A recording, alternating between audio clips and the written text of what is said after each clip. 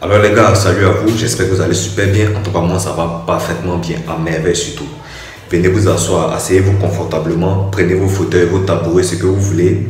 On va parler aujourd'hui de ce gars-là. Suivez attentivement quelles sont les leçons de vie qu'on va tirer aujourd'hui face à la situation qu'il est notamment en train d'être confronté dans nos vies pour ne pas qu'on commette aussi les mêmes erreurs. C'est pour ça que nous sommes là. Asseyez-vous, à tout à l'heure. Alors, depuis pas mal de temps, il s'agit de l'album, du nouvel album de Suspect 95, le rappeur ivoirien, d'origine de la Côte d'Ivoire notamment. Bon, vous savez, moi je suis pas trop fan de musique, voilà.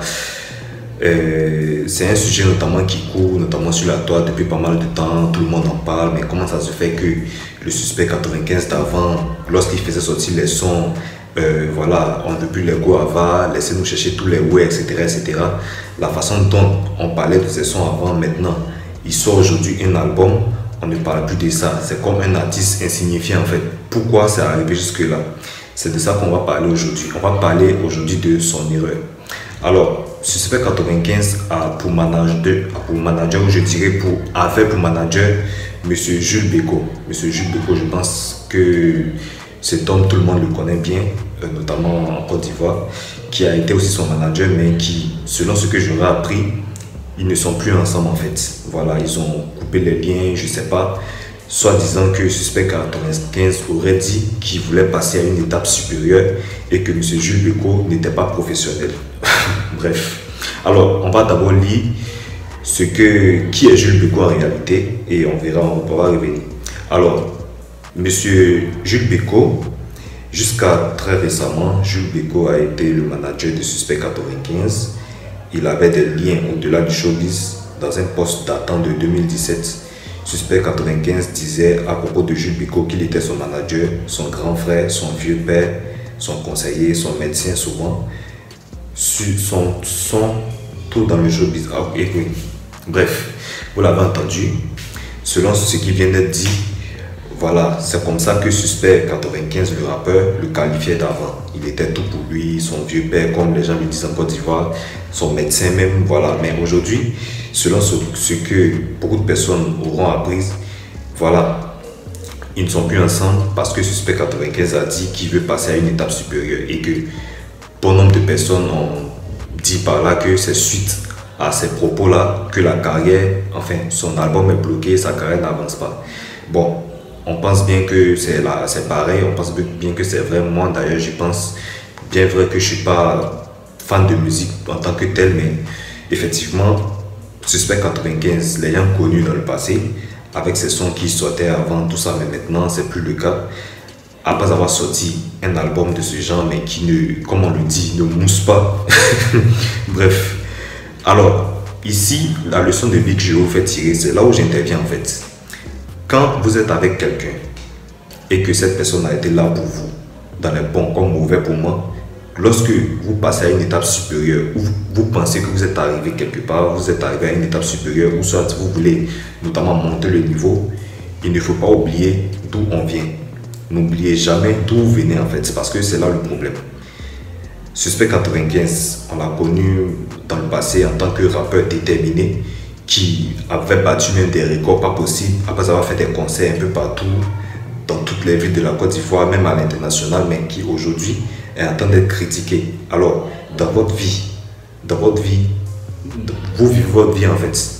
Si vous avez connu des personnes avec lesquelles dans le passé, certes, vous avez eu des différends, vous vous entendiez bien, mais quand vous passez à une étape supérieure où vous voulez évoluer, il ne faut pas pour autant piétiner la personne, il ne faut pas pour autant rabaisser la personne. Dire à cette personne qui n'est pas professionnelle en fait. Parce que là, je vais vous poser une question.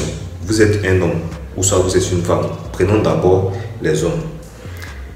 Qu'est-ce que ça vous fait quand vous entendez, enfin, votre partenaire vous dit je veux un autre homme parce que tu n'es pas à la hauteur, tu n'es pas professionnel, ou soit, peu importe, quelque chose de rabaissant en fait, quelque chose de frustrant.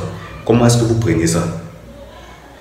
Comment est-ce que vous allez réagir si, notamment, votre partenaire avec qui vous êtes vous dit finalement, voilà, je vais passer à une étape supérieure de ma vie, toi, tu n'es pas professionnel, tu n'es pas l'homme que je veux, enfin, tu ne réponds plus à mes attentes en fait. Comment est-ce que toi, tu vas prendre ça?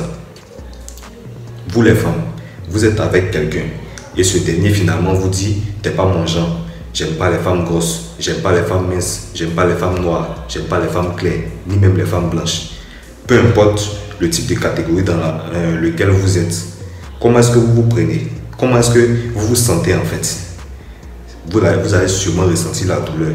Donc ici, la douleur que vous allez ressentir, sûrement, tout ce que vous allez dire va agir parce que ici c'est la parole en fait.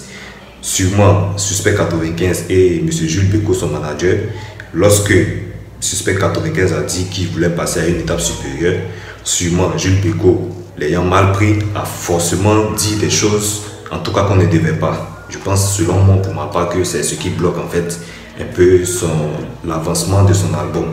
Je dirais même sa carrière en fait.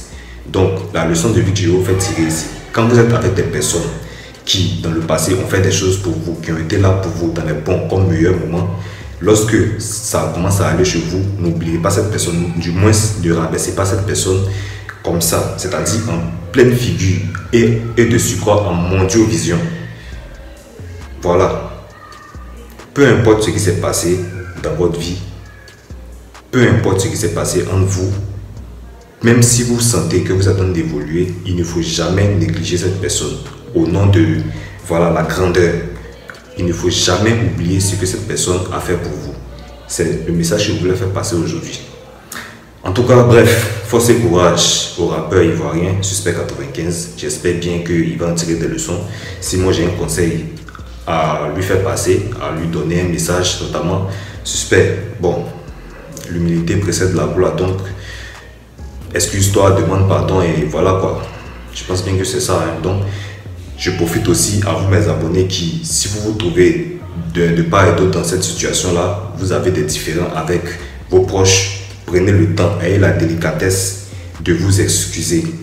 Soyez humble, excusez-vous, c'est humain, ça arrive, ça peut arriver souvent. Mais ne laissez pas votre orgueil prendre le dessus et regretter après. Surtout aux femmes, les femmes qui voilà, se disent être trop belles, être trop, voilà, si elles le font, c'est comme de la foutaise, oubliez ça. Laissez votre ego stupide de côté, demandez pardon à vos hommes et ensuite répartez sur de bonnes bases. Pour les hommes aussi, pareil, si vous savez que vous êtes en erreur, demandez pardon à vos femmes, à vos conjoints et tout ira mieux. J'espère que vous allez super bien. En tout cas, moi ça va parfaitement. C'est le week-end, on va profiter. On se dit à très vite pour une prochaine vidéo. Bye bye.